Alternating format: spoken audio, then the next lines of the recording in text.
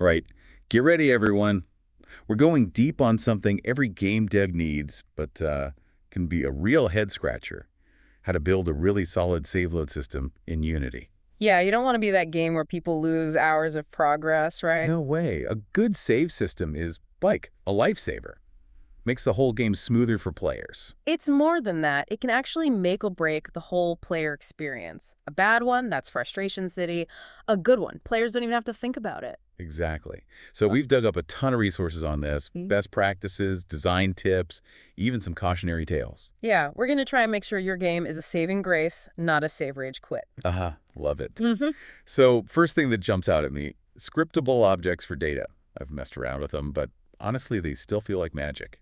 Think of them like containers for data, stuff you can change easily without recompiling the whole game every time. Perfect for things like, oh, enemy stats. Okay, so like level design elements or, I don't know, even dialogue options maybe. Exactly. Instead of diving into the code every time you want to tweak something, you just modify the value in the scriptable object, boom, done. So it's like our little control panel for fine-tuning without getting lost in code? Makes sense. But what about saving player progress? The stuff that needs to stick around between sessions. That's where structs and classes come in. These let you structure your save data, organize it as your game gets bigger. So instead of just a big jumbled mess of data in a save file, we're being organized about it. Makes sense. Right. Imagine a player data class. It holds all the vital info. Health, inventory, current quest, the works. Nice. Like a well-labeled filing cabinet. But then there's the actual saving and loading. Especially in a big game or on mobile, we don't want the game freezing up every time, right? You got it. That's where asynchronous operations come in. It's like having a separate crew working behind the scenes to handle all that saving and loading so the player can keep playing. Smooth. Now, what about the format of the save data itself? I'm seeing PlayerPrefs and JSON. Is that where we choose our weapon of choice? You could say that. PlayerPrefs, that's like your notepad on the fridge. Good for quick notes, volume settings, player name, that kind of thing. Okay, quick and easy. But JSON, that's the serious stuff. If you've got more complex data, yeah. JSON's your go-to. PlayerPrefs is great for simple stuff, but, it has security issues too. Oh, yeah, I see that here. Can't be leaving sensitive player data out in the open like that. Right.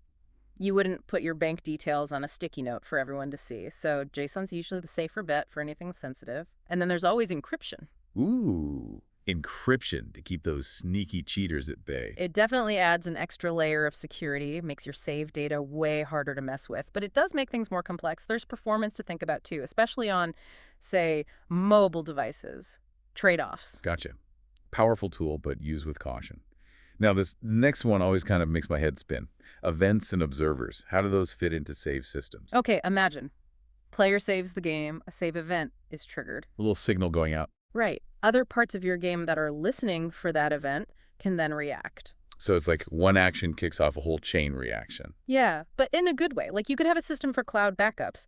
When the save event happens, boom, it triggers the cloud backup to upload the latest save file. So different parts of the game are talking to each other without being directly connected, like their own little communication system. Exactly. Keeps your code nice and tidy, flexible too. You can add new features without rewriting everything. Okay, starting to get it. But before we melt our brains further, let's back up a sec. What about some general principles for building a robust save system? Like those solid principles. Always sounded intimidating to me. They do sound kind of scary, right? But really, they're just guidelines for good code. Think of them like a blueprint for building a house that won't fall apart in a storm. Okay, that's a much better way to think about it. So how do these solid principles apply to save systems? Well, there's the single responsibility principle. Basically, each piece of your code should have one specific job and do it well. You might have one class just for handling the data, another for the save files, and another for, say, the UI. Like specialized workers on a construction site, each one with their own task. Right. And along with solid, there's KISS and YENI. Love the acronyms. What are those? Keep it simple, stupid, and you aren't gonna need it. So basically, don't overcomplicate things. Add features when you actually need them, not just because you might need them. You got it. Don't build a mansion when you're starting out, right? Start simple, build up from there. And of course, don't forget about testing and debugging, crucial for any solid system. Yeah, I gotta catch those pesky bugs before they cause chaos. Logs are our friends here. They let us trace what's happening during the save and load process. And unit tests are like our quality control, making sure everything's working as expected. Logs for tracking, unit tests for verification. Got it. One last thing before we move on. This idea of a central save load manager using interfaces. Sounds fancy, right? But basically, this manager acts like a central hub. It handles all the interactions between different parts of your game that need to save or load data. So instead of everything talking directly to the save file, we have this manager in the middle. Exactly. And using interfaces, well, that makes your code more adaptable. You can change the save format or storage later on without rewriting everything. Ah, smart. It's like switching from cassette tape to a CD. You still get the music, but delivered differently. Perfect analogy. And I think with that, we've laid some good groundwork for building a robust save system. Wow. My brain is full, in a good way. We've covered scriptable objects, structs, classes, asynchronous operations, PlayerPrefs versus JSON, encryption, events, solid principles, testing, even central save managers with interfaces. And that's just the start. There's still more to dig into, like user experience, error handling, and all that. But first, I think we need a little break. Agreed. We've covered a lot, but the adventure continues. We'll be back soon to delve even deeper into the world of save systems and make sure your game's progress is always safe and sound. Stay tuned. All right, we're back. We've talked a lot about the technical side of things, but a save system isn't just about the code, right?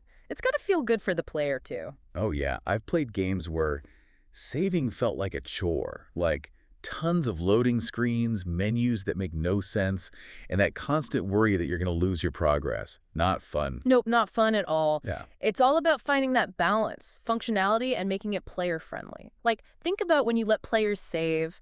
Some games, those intense platformers where one wrong move and you're toast, those kind of beg for autosaves or checkpoints, all right? Oh, totally. Nobody wants to replay a whole level just because they forgot to save before that crazy jump. You get stuck in this save and reload nightmare. Exactly. But then you have games where player choices really matter, like a branching RPG. And autosave there, it could actually take away from that sense of consequence. You know what I mean? Interesting point. So it's not just about slapping a save system on there. It's about how it fits with the whole game design and what the player expects. Exactly. And while we're talking design, let's talk about feedback. Super important for keeping players happy. You mean like letting them know for sure that the game saved? Okay. Yep. It seems small, but it makes a big difference. A little visual cue, a sound effect, even a simple notification. It just reassures the player that their progress is safe. Oh yeah, for sure. I've definitely been there staring at the save button like, did that actually work? Talk about stressful. Right. And then what about when things go wrong? Corrupted save file, not enough storage space. What happens then? Uh-oh, those are not the kind of surprises you want in the middle of a game. Nope. This is where graceful error handling comes in. Instead of just throwing up a generic error message, we can give players clear instructions, helpful options. So instead of a dead end, it's more like, okay, here's what you can do now. Right. Maybe retry saving, pick a different save slot, even a way to contact support if it's really bad. So we're thinking about when to allow saves, giving clear feedback, and handling errors gracefully. What else do we need to consider from the player's side of things? Choice. Giving players options for saving makes them feel more in control. Multiple save slots are pretty much essential these days. Oh, for sure. I love having separate saves for different playthroughs, different characters, or just to experiment with different choices without messing up my main save. Exactly. You could even go further, offer different save modes, like a casual mode with lots of autosaves, or a hardcore mode with limited saves, or even permadeath. Whoa, permadeath. Talk about raising the stakes. It's not for every game, but it can definitely add a new level of intensity. For sure. So multiple save slots, different modes, anything else we can offer players. Cloud saves are getting more and more popular, especially with cross-platform gaming. Super convenient for players who switch between devices a lot. Oh yeah, cloud saves are amazing. Pick up your progress anywhere. Exactly. Plus, it's a good backup in case of loss or corrupted data. But gotta remember the responsibility that comes with it. Data privacy, security, especially with personal info. Big deal. Right. We don't want player data just floating around out there. Exactly. Player privacy and security, top priority, especially with cloud stuff. Okay, so we've covered making the save system fit the game, giving players choices, clear feedback, good error handling, and even cloud saves. Seems like we've thought of everything from the player's perspective. Yeah, feels like we've covered a lot of ground. But our sources also mentioned data persistence and real-time validation. What are those all about? Okay, so imagine you've got an inventory system. When you save, you don't just want to save the list of items, you want to save the state of each item. Like how many there are, modifications, where they are in the inventory, all that. Exactly. Otherwise, you lose all that important info about the player's progress. Real-time validation comes in when you load that data. Got to make sure it all still makes sense in the current game. So, like a quality check to make sure the save data hasn't gone bad. Yep. Let's say the player had a quest item, but they finished the quest. You don't want the game to try and load that item anymore, right? Sounds like a recipe for bugs. Exactly. So you need ways to handle those situations, maybe remove the item, replace it, or let the player know what happened. So we're not just blindly saving and loading, we're actively checking to make sure everything is good. Exactly. And this applies to all kinds of data, not just inventory. Player stats, quests, the whole game world, anything that could change. Okay, so we've got the data organized, saving and loading smoothly, good feedback for the player, handling errors well, and even validating the data in real time. Anything else we're missing? Good question. Feels like we've covered a ton.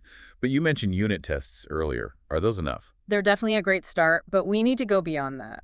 Gotta get real players involved, testing in the wild. Yeah, real players will find all sorts of ways to use the save system that we never even thought of. Exactly. Different platforms, different play styles, different conditions. It's like a boot camp for our save system. We need to make sure it can handle anything the players throw at it. And getting feedback from playtesters, that can be super valuable. They'll find those weird edge cases we missed. For sure. Playtesting is like having a fresh pair of eyes on everything. They might run into scenarios we never even considered. So even though we're talking about a technical feature, it all comes back to the player in the end. That's a great way to put it. Well, I've got to say, this deep dive has been really eye-opening. We've gone from the nitty-gritty details to the whole player psychology thing. And there's still more. In the last part, we'll bring it all together, give you some solid takeaways so you can tackle your own save system challenges. Awesome. We'll be back in a flash to wrap up this epic deep dive. Stay tuned. All right, welcome back for the grand finale. We've gone deep on the tech, explored the player experience, and now it's time to emerge from this save system deep dive with hopefully some serious wisdom. Yeah, let's turn all this info into something you can actually use when you're building your own save systems. So is there like a magic formula? The one perfect way to do save systems? If only it were that simple. Truth is, it depends a lot. What kind of game are you making? Who are your players? What platform are you on? Even your own design philosophy. So it's kind of like picking the right tool for the job. Hmm. Can't use a hammer for everything, right? Exactly. So when you're starting to think about your save system, really consider what your game needs. How important is saved data? How much control do you want to give the players? What could go wrong? And how do you prevent it? And of course, we can't forget about how it feels for the player. Even the most technically amazing save system is useless if it's a pain to use. For sure. Aim for clear, simple, responsive. Saving and loading should be smooth and intuitive. You're helping the players, not getting in their way. Well said. One more thing that came up in our research, future-proofing. Sounds kind of sci-fi. But like, how do we make sure our save system doesn't become obsolete in a year? It's really about being ready for things to change. New platforms, new tech. Who knows what the future holds? You don't want to build a system that breaks as soon as something new comes along. Right, so build it so it can adapt, I guess. Exactly. Flexible design, well-defined interfaces, good documentation. It's like building a house with a foundation you can expand on later. Gotcha. Solid foundation, stay flexible, be ready for change. Any last words of wisdom before we let our listeners loose on their own save systems? Just remember, it's a journey. Be ready to try things out, experiment, learn as you go. And the Unity community is amazing. Tons of resources out there. Don't be afraid to look for inspiration. Awesome. This has been a really in-depth deep dive. From the technical nuts and bolts to understanding how players think, it's been a wild ride. And in the end, it's all about creating a save system that fits your game perfectly and makes it more fun for your players. So go forth and create amazing games with awesome save systems that everyone will be jealous of. Couldn't have said it better myself. And if you ever get stuck, remember, Unity's documentation is your friend. Until next time, happy coding, everyone. Keep on diving deep.